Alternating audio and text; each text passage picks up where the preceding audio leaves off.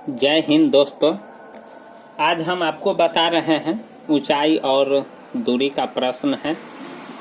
प्रश्नावली 3 है, भारतीय भवन का क्वेश्चन है। चौथा का पहला सवाल है दोस्तों।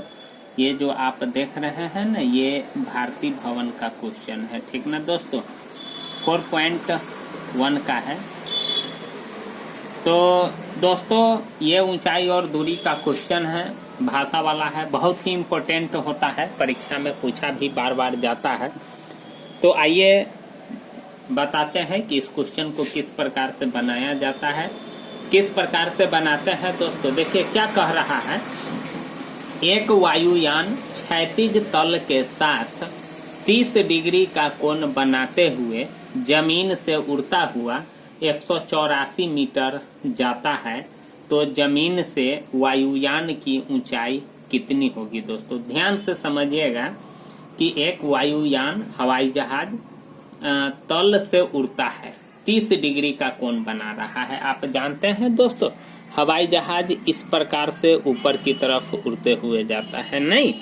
तो सबसे पहले एक सुंदर सा चित्र बनाते हैं। जैसे मान लीजिए कि हवाई जहाज यहाँ से उड़ा, ठीक ना दोस्तों, और उड़ता है तो इस प्रकार से धीरे धीरे धीरे धीरे ऊपर की तरफ उठते हुए जाता है, ठीक ना दोस्तों।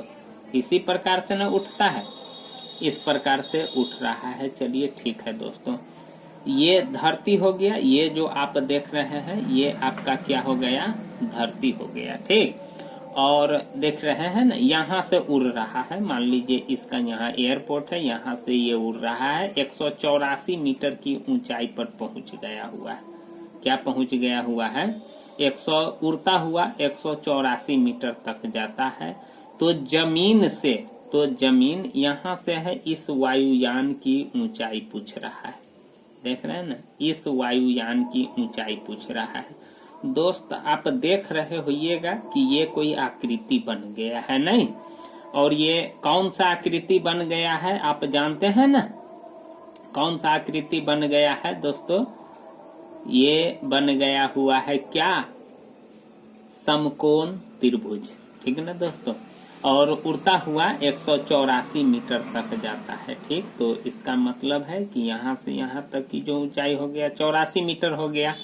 तो जमीन से वायुयान की ऊंचाई, यही ऊंचाई आपसे पूछ रहा है। देख रहे हैं ना दोस्तों, यही ऊंचाई। तो ये ऊंचाई आपको मालूम नहीं है, यानी हाइट, तो इसको हम h मान लेते हैं, ठीक ना। और इस त्रिभुज का नाम दे देते हैं ABC। अब इस त्रिभुज का नाम क्या हो गया, ABC। एकदम स्पष्ट है, समकोण त्रिभुज बन गया है दोस्तों। अब देखिए इसमें हमको करना क्या है दोस्तों, ध्यान से समझिएगा कि सबसे पहले जो भुजा हमको दिया हुआ रहता है सो, और जो निकालना रहता है सो, जो नहीं निकालना रहता है उससे हमको कोई बहस नहीं है। यानी ऐसे सवालों को इस प्रकार से भी आप, इसी प्रकार से आपको हल करना ही पड़ेगा कि जो भुजा की लंबाई, यानी जो चीज, यानी जो डाटा हमको दिया हुआ है उसको, और जो हमको निकालना है उसको, दोनों को बटा कर देंगे। दोनों को क्या कर देंगे, बटा कर देंगे। तो देखिए समकोण त्रिभुज है, ये लंब है, ये आधार है, ये कर्ण है। लेकिन कर्ण तो फिक्स रहता है, लेकिन लंब आप इसी को नहीं मान सकते। ऐसा नहीं है कि जब आप इसको लंब कह दिए तो यह लंब हो ही जाएगा, या आप इसको आधार कह दिए तो यह आधार हो ही जाएगा। ऐसा नहीं है, यह ऊंचाई और दूरी में बदलते रहता है। ये धरती से 30 डिग्री का कोण दोस्तों बना रहा है। कै डिग्री का, 30 डिग्री का। चलिए ठीक है, अब क्या करते हैं कि अब देखिए पहले लंब और आधार और कर्ण को समझते हैं। सबसे बड़ी भुजा ये तो कर्ण है, निश्चित है, फिक्स है। अब सिर्फ आपको चिन्हित करना है कि ये लंब होगा कि ये लंब होगा। तो देखिए इस कोण को सूचित कर रहा है, तो इसके सामने में ये भुजा पड़ रहा है, तो इसका मतलब है कि ये आपका क्या हो गया, लंब, और यह आपका क्या हो गया, आधार।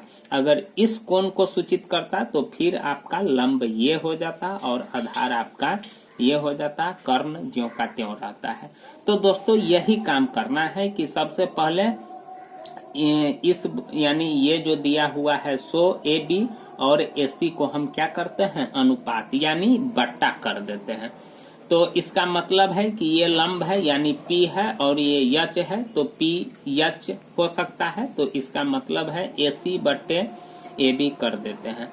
अगर दोस्तों AB बटे AC भी करते हैं तो इससे कोई फर्क नहीं पड़ता है। ऐसा बात नहीं है कि AC और AB ही करना ही होगा, ऐसा कोई बात नहीं है। आप AC बटे AB कीजिए तब, चाहे AB बटे AC कीजिए तब, सिर्फ आपको समझना होगा कि AC बटे AB मेरा है क्या। तो AC मेरा क्या है, तो सो देखिए लंब यानी P है और AB मेरा क्या है, यच है। तो चलिए यच है, ठीक ना। तो अब देखिए क्या हो गया, P बटा यच, और P बटा यच दोस्तों किसको कहते हैं, साइन थीटा को कहते हैं। किसको कहते हैं, साइन थीटा को कहते हैं। अभी मैंने बोला कि आप AB बट्टे AC भी कर सकते हैं, तो चलिए ठीक है। या अगर हम AB बट्टे AC अगर हम करते हैं, AB बट्टे AC, तो फिर अब हमको ये लिखना पड़ेगा कि AB मेरा क्या है। तो AB मेरा क्या है, यच है, और AC मेरा क्या है, P है। तो फिर H बटे P, तो साइन यानी H बटे P यानी ये साइन का जस्ट विलोम विपरीत है, उल्टा है। तो इसका मतलब है कि साइन का क्या होता है, कोसेक थीटा। तो फिर आपका यहाँ कोसेक थीटा हो जाएगा। बस इतना ही चीज करना है। लेकिन दोस्तों ध्यान रखना है कि जो हमको दिया हुआ रहता है वही दोनों को हम अनुपात करते हैं, बाकी जो नहीं दिया हुआ रहता है उसको हम नहीं, मतलब जिसको जो दिया हुआ है और जिसको निकालना है, ठीक ना दोस्तों। तो अक्सर P बटे यच का यूज करते हैं। साइन थीटा नॉर्मल है, बोलने में भी आसानी है, लेकिन कोसेक थीटा है, लेकिन कोई बात नहीं है, जो इसका मान होगा जस्ट उसी का उल्टा हो जाएगा ये। तो अब देखिए AC मेरा क्या है, यच है, नहीं दोस्तों। तो सबसे पहले यहाँ मान लेते हैं दोस्तों, माना कि क्या कर देते हैं, माना कि AC बराबर H मीटर मान लेते हैं, ठीक ना। H मीटर मैंने इसको मान लिया, ठीक ना दोस्तों।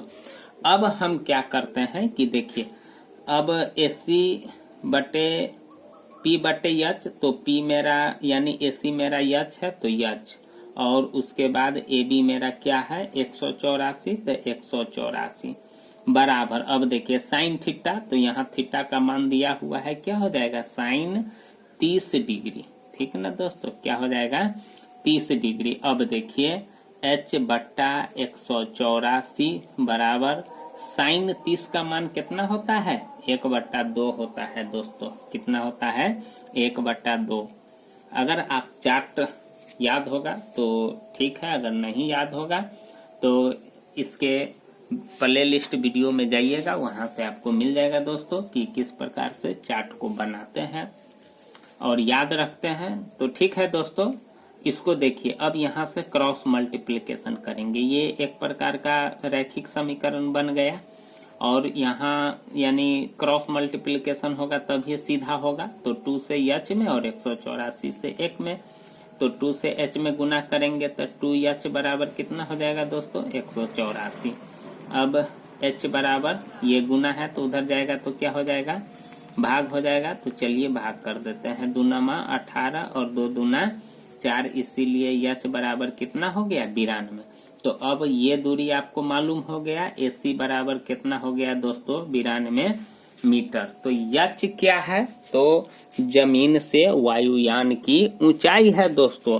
तो अब मैं यहाँ लिख देता हूँ, जमीन से वायुयान, जमीन से वायुयान की ऊंचाई, ठीक ना, वही पूछ रहा है। तो जमीन से वायुयान की ऊंचाई यही ना है, जमीन से वायुयान की ऊंचाई, वो दूरी हमको कितना आया था, 92 मीटर। तो बराबर 92 मीटर, यही आपका दोस्तों आंसर हो गया।